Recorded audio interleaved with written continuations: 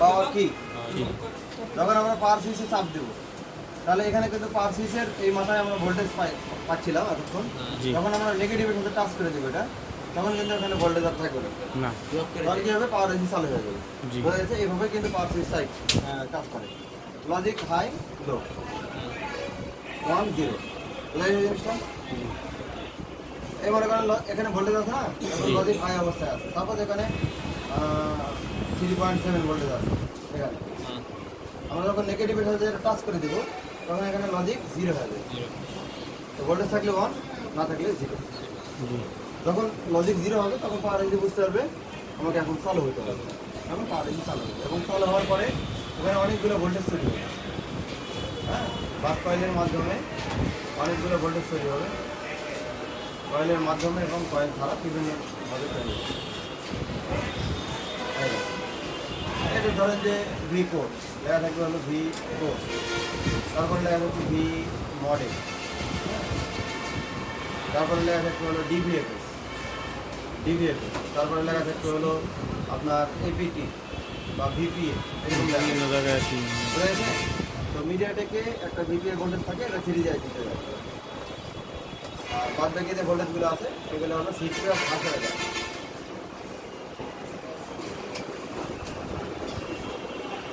VPA voltage এটা উল্লেখ না করি, জিপি উল্লেখ করি। আমার কথা হলো এই যে ভোল্টেজগুলো দেখতে পাচ্ছেন এখানে অসংখ্য ক্যাপাসিটর থাকবে। আমি একটা দিয়ে বুঝাই দিচ্ছি। এখানে কিন্তু অনেক ক্যাপাসিটর থাকবে, একটা লাইনে 10টা 15টাও থাকতে পারে, 20টাও থাকতে পারে। বাক লাইনে ভোল্টেজ কম থাকলেও এখানে অ্যাম্পিয়ার বেশি থাকে।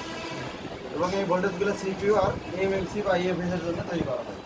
ধরেন যেটা সিপিইউ বা এএমসি বা ইএফএস, বোঝা গেছে জিনিসটা? এটা হলো বাক লাইনে বলা হয় হলো ভিরেজ 1। এখানে লেখা থাকবে V1। তো ভিরেজ 1 বাক লাইনটা হলো ভিরেজ 1। ভিরেজ 1 এ কত ভোল্টেজ থাকবে?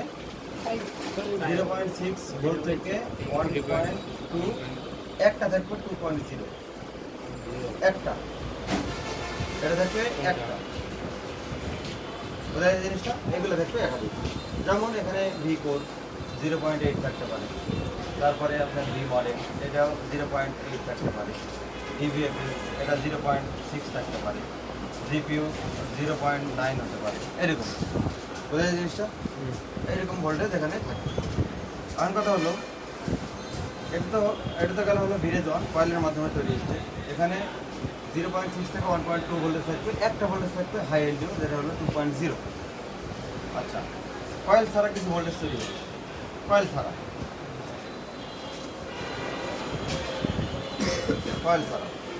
এখানে ভোল্টেজ রেঞ্জ হলো, এটা হলো ভিরেজ 2। এই যে কয়েল ছাড়া যেটা তৈরি হবে, কয়েল ছাড়া ডাইরেক্ট মানে কয়েল ছাড়া যেটা তৈরি হবে এটা হলো ভিরেজ 2। তো পাওয়ার আছে থেকে ভিরেজ 2 মানে এটা হলো মানে কয়েল ছাড়া ভোল্টেজ তৈরি হবে। এখানে অনেকগুলো ক্যাপাসিটর থাকবে, প্রত্যেকটা ভোল্টেজ লাইনে ক্যাপাসিটর দেওয়া ভোল্টেজ ডিলে করা থাকবে নেগেটিভের সাথে। এটার ভোল্টেজ রেঞ্জ হলো 0.9 থেকে 3.3 ভোল্ট।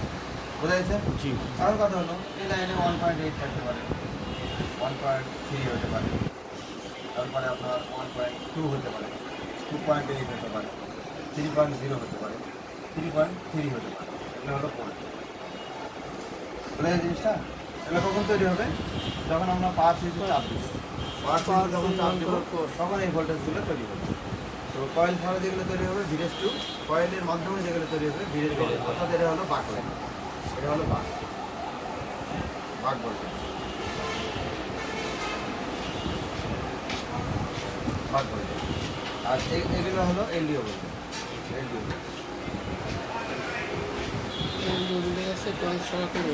ভোল্টেজ। এবার এলডিও ভোল্টেজ এটা হলো বাক ভোল্টেজ। এলডিও ভোল্টেজটা কি? যেগুলো কয়েলের মাধ্যমে কয়েল ছাড়া তৈরি হবে, কয়েল ছাড়া বোঝার জন্য বললাম ভিরেজ 2। আর যেগুলো হলো বাক ভোল্টেজ যেগুলো কয়েলের মাধ্যমে তৈরি হবে এটা হলো কি ভিরেজ 1।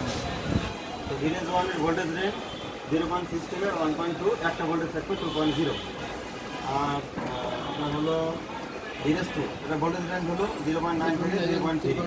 অনেকগুলো ভোল্টেজ থাকে এখানে, 15টা 20টা 30টা 40টাও থাকতে পারে এই ভোল্টেজ। এটা সেটের মডেলের উপর নির্ভর করে। এই হলো ব্যাপার, আমি সিম্পলভাবে বুঝালাম এই জিনিসটা। তো যখন আপনারা ভিরেজ লাইন শর্ট পাবেন, তো ভিরেজ লাইন শর্ট হলে কী হবে, হাই রিডিং হতে পারে, লো রিডিং হতে পারে। হাই রিডিং অর্থাৎ 300-এর উপরে থাকবে রিডিং, পার সুইচ ট্রিগার করার 1 সেকেন্ড 2 সেকেন্ডের মধ্যে। আর যখন লো রিডিং হবে তখন 0 থেকে শুরু হবে, 0 থেকে 70-এর মধ্যে। 1 থেকে 70-এর মধ্যে থাকবে এবং সেই রিডিংটা 0 থেকে শুরু হবে, যেমনটি দেখালাম এখানে। তো এরকম একটা ভোল্টেজ শর্ট ছিল, যেখানে লেখা ছিল VUSB PME, এরকম একটা ভোল্টেজ শর্ট ছিল, বুঝা গেছে? VUSB যখন লেখা থাকবে না, তো USB ভোল্টেজ, এই ভোল্টেজ হলো 3.0, এই ভোল্টেজ হলো 3.0 অর্থাৎ 3 ভোল্ট। 3 ভোল্ট। তাহলে এখানে যদি এই লাইনটা শর্ট হয়, এখানে ক্যাপাসিটর থাকবে, অসংখ্য ক্যাপাসিটর থাকবে, নেগেটিভের সাথে, হ্যাঁ।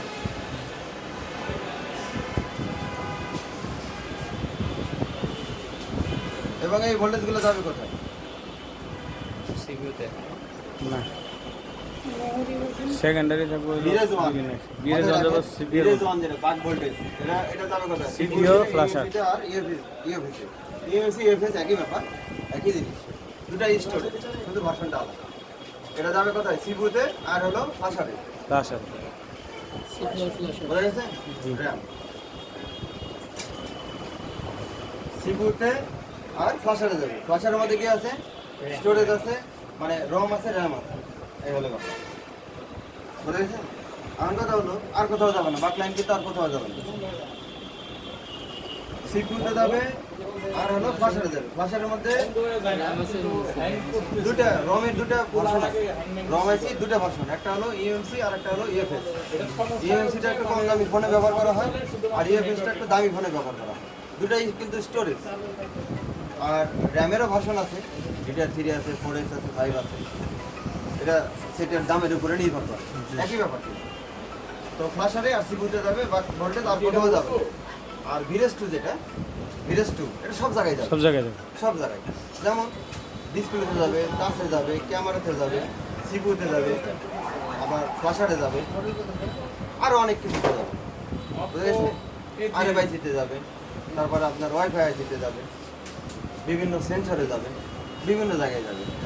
এই হলো এই ভোল্টেজটা সব জায়গায়, এর সব জায়গায় যাবে। আর বাক লাইন কোথায় যাবে? শুধু সিপিইউ ফ্ল্যাশার। আর ভিরেজ টু সব জায়গায় যাবে, সব জায়গায় যাবে। সিপিইউ ভাষার নাই, সব যা আছে মানে সব জায়গায় যাবে, পুরো মাদারবোর্ডে ডিস্ট্রিবিউশন হবে এই ভোল্টেজ। আর এটা শুধু সিপিইউ আর ভাষাটা যাবে, এটা খালি মাথায় যাবে। তো বাক ভোল্টেজ শর্ট হলে, বাক ভোল্টেজ যদি শর্ট হয়, তো বাক লাইন থেকে শুধু লো রিডিং, লো রিডিং আর হাই রিডিং। হাই রিডিং হওয়ার সম্ভাবনা নাই। নাই না? হাই রিডিং হলে কি করবেন? শুধু ভিরেজ টু চেক করবেন, ভিরেজ 1-এ হাত দেওয়ার দরকার হবে না। আর সুন্দর, খুব সুন্দর বোঝা গেছে। যদি হাই রিডিং হয় তো ভিরেজ টু চেক ভিরেজ করবেন, টু। বাক লাইনে হাত দেওয়ার দরকারই না। যদি লো রিডিং হয় তো দুটোই চেক করতে হবে, যেমনটা আমি করেছিলাম। লো রিডিংটা দুইটাই। লো রিডিং হলে দুটোই চেক করবেন, আর শুধু হাই রিডিং হলে ভিরেজ টু চেক করবেন। ভিরেজ টু আপনারা শর্ট আছে কিনা বুঝবেন কীভাবে? এটা মিনিমাম ভ্যালু হলো 200। 200। 200 কি? Diet value. Diet value. Diet value, হ্যাঁ। জি। আর ভিরেজ 1, ভিরেজ 1 ভিরেজ 1-এর ডায়েট ভ্যালু হলো মিনিমাম 5। 5। এটা শুধু মাথায় রাখবেন, তাহলে যাবে। তো ঠিক আছে, এই ভোল্টেজগুলো কখন পাবেন? পাওয়ার সুইচে চাপ দেওয়ার পর, জি স্যার। আগে কিন্তু পাবেন। এই জন্য বলা হচ্ছে সেকেন্ডারি চাপ। আর পাওয়ার সুইচে চাপ দেওয়ার আগে কি পাবেন? রিভার্ট পাবেন আর ভিপিএস পাবেন, যেটা প্রাইমারি। জি।